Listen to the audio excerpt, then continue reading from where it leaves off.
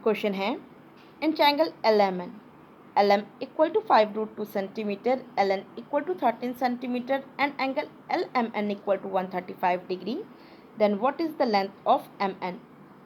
Question आपसे कह रहा है कि ट्रायंगल LMN में LM की लेंथ ये 5√2 सेंटीमीटर है और LN की लेंथ ये 13 सेंटीमीटर है और एंगल LMN ये एंगल 135 डिग्री का है। तो बताना है कि इस ट्रायंगल की थर्ड साइड MN ये कितना होगा। तो देखिए यहाँ पे आपको ट्रायंगल के दो साइड्स दिया है और एक एंगल दिया है और आपसे ट्रायंगल की थर्ड साइड पूछ रहा है कि क्या होगा। तो ऐसे में यहाँ पे कोसाइन रूल अप्लाई किया जाएगा। हाँ, यदि आपसे यहाँ पे यही दो साइड्स और एक एंगल दिया होता और आपसे कहता कि बताइए बाकी के दो एंगल्स कितने डिग्री के होंगे, तो यहाँ पे मैं साइन रूल से ईजिली वैल्यू फाइंड आउट कर लेती।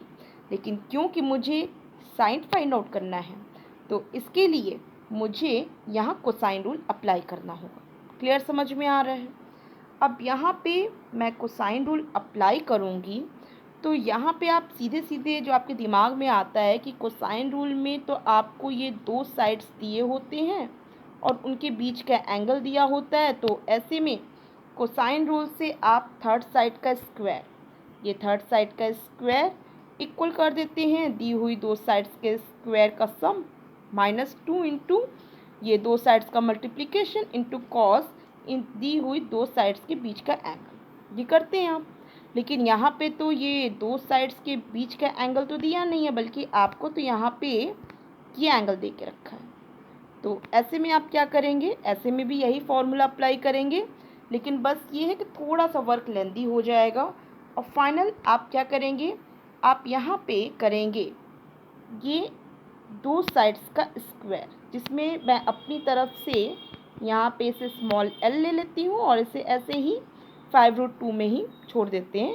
ये दो साइड्स के स्क्वायर का सम -2 इंटू ये दो साइड्स का multiplication into cos 135 degree equal कर देती हूँ मैं ये 13 स्क्वायर के इक्वल। तो यहाँ से भी वैल्यू फाइंड आउट हो जाएगी, बस थोड़ा सा लेंदी वर्क होगा, बाकी कुछ नहीं है। बाकी मुझे मेरी रिक्वायर्ड वैल्यू मिल जाएगी। तो मैं बस यही करने जा रही हूँ। मैं डायरेक्ट फार्मूला को वैसे मतलब small m square equal to n square plus l square -2 into m into l into cos 135 degree रखने के बजाय मैं डायरेक्ट यहाँ पुट कर देती हूँ 13 स्क्वायर इक्वल होगा 5√2 का whole square plus l square, clear है, कोई डाउट नहीं है, -2 into 5√2 into l into cos, ये इंटू मान के चलिए, इंटू कॉस 135 डिग्री। क्लियर है। अब यहाँ पे तो 13 स्क्वायर आप जान रहे हैं कि 169 होता है और ये भी आप जान रहे हैं 5√2 का स्क्वायर करेंगे जो कि होगा 25 इंटू 2 जो कि हो जाएगा 50 के इक्वल। और एल स्क्वायर को तो एल स्क्वायर ऐसे ही छोड़ देते हैं और यहाँ हो जाएगा 2 इंटू 5 इंटू √2l। तो इसको भी ऐसे ही रख देते हैं यहाँ पे, या तो इसको चलिए ऐसे ही रखते हैं, चलिए कर ही देते हैं 10√2 इंटू l। अब यहाँ बात आती है कॉस 135 डिग्री, इसकी वैल्यू क्या होगी। तो बस थोड़ा सा ध्यान दीजिए। वैसे तो मैंने ट्रिग्नोमेट्री में बहुत अच्छे से एक्सप्लेन किया और मैं उम्मीद भी करती हूँ कि आपको अच्छे से सब क्लियर है कि 135 डिग्री तो सेकंड कोऑर्डिनेट में जाना है, ठीक। और जब ये 135 डिग्री सेकंड कोऑर्डिनेट में जाना है और आप सब जानते हैं सेकंड कोऑर्डिनेट में आपको साइन की वैल्यू और कोसेक की वैल्यू, यही दो वैल्यू पॉजिटिव मिलती है, बाकी सबकी वैल्यू निगेटिव मिलती है। तो सेकंड कोऑर्डिनेट में तो आपको यहाँ पे cos 35 डिग्री मतलब इसकी वैल्यू निकालनी है, तो जाहिर सी बात है ये वैल्यू तो आपको निगेटिव मिलेगी। ठीक, अब निगेटिव वैल्यू मिलेगी भी तो क्या है वैल्यू होगी वो देख लेते हैं। आप जान रहे हैं कि cos 135 डिग्री को लिखा जा सकता है cos 180 डिग्री माइनस 45 डिग्री। तो ऐसे में cos 180 degree minus 45 degree equal हो जाएगा माइनस cos 45 डिग्री। मतलब मैंने माइनस साइन यही जो सेकंड कोऑर्डिनेट की वजह से जो cos की वैल्यू निगेटिव आएगी उसकी वजह से मैंने यहाँ माइनस ऑलरेडी लिख दिया। ठीक है, अब यहाँ पे cos 45 डिग्री की वैल्यू तो आप जानती हैं 1/√2 होती है, और ये सेकंड कोऑर्डिनेट की वजह से माइनस साइन है, इस वजह से आपको फाइनल वैल्यू जो मिलेगी वो मिलेगी माइनस 1/√2। किसी को डाउट नहीं है? तो यहाँ पे क्या था कि ये माइनस साइन ऑलरेडी था जो minus into minus equal to होके प्लस हो जाएगा। क्लियर है?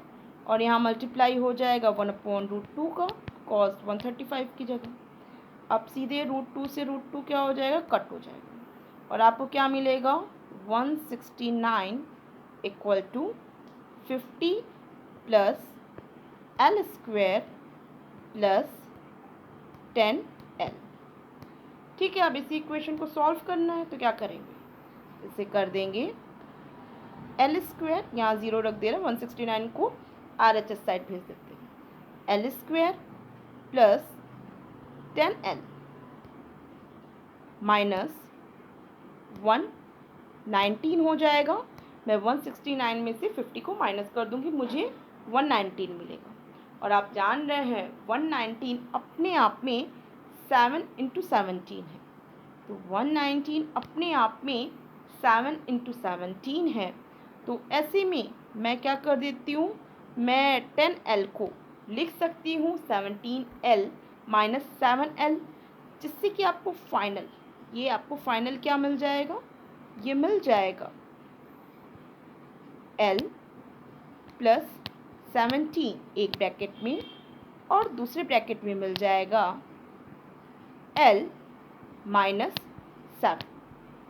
थोड़ा सा मैं शॉर्ट वर्क की हूँ, थोड़ा सा मेंटल वर्क करेंगे तो खुद से खुद समझ जाएंगे कि जब आप करेंगे यहाँ पे एल स्क्वायर, थोड़ा ओरल बोल देते हैं, L square plus 17L minus 7L minus 7 into 17, इससे क्या है कि आपको ये जो एल स्क्वायर प्लस 17L में से L कॉमन आउट करेंगे, L प्लस 17 एक ब्रैकेट में मिलेगा, और माइनस कॉमन आउट करेंगे तो आप माइनस के साथ 7 कॉमन आउट करने के बाद आपको ब्रैकेट में मिल जाएगा L प्लस 17, जिससे फाइनल आपको मिलेगा L plus 17 into L minus 7। तो क्लियर है, किसी को डाउट नहीं है? अब मैं थोड़ा सा, भाई जगह की कमी है और चीज़ें थोड़ा सा तो आपको अपनी तरफ से करनी ही पड़ेगी मेंटल वर्क, तो इस वजह से मैंने ऐसे एक्सप्लेन कर दी। अब ऐसे में आपको L की वैल्यू क्या मिलेगी, L की आपको वैल्यू मिलेगी माइनस 17, ये L की वैल्यू मिलेगी माइनस 17 और 7। अब आप जान रहे हैं कि कोई भी लेंथ, यहाँ पे कोई भी लेंथ आपको निगेटिव तो वैल्यू देता नहीं है, तो यहाँ पे माइनस 17 होने का तो कोई मतलब है नहीं, जो वैल्यू होनी चाहिए वो 7 होनी चाहिए। और ऐसे में आप यहाँ देख पा रहे हैं कि फर्स्ट ऑप्शन में आपको 7 वैल्यू दे के रखा है आंसर के रूप में, तो MN की लेंथ आपको 7 मिल जाएगी। तो मैं उम्मीद कर रही हूँ कि आपको बहुत क्लियर सारे पॉइंट्स समझ में आए हैं। कोई डाउट हो तो आप मुझे कमेंट बॉक्स में दीजिएगा, और मैं नेक्स्ट क्वेश्चन पे चल रही हूँ।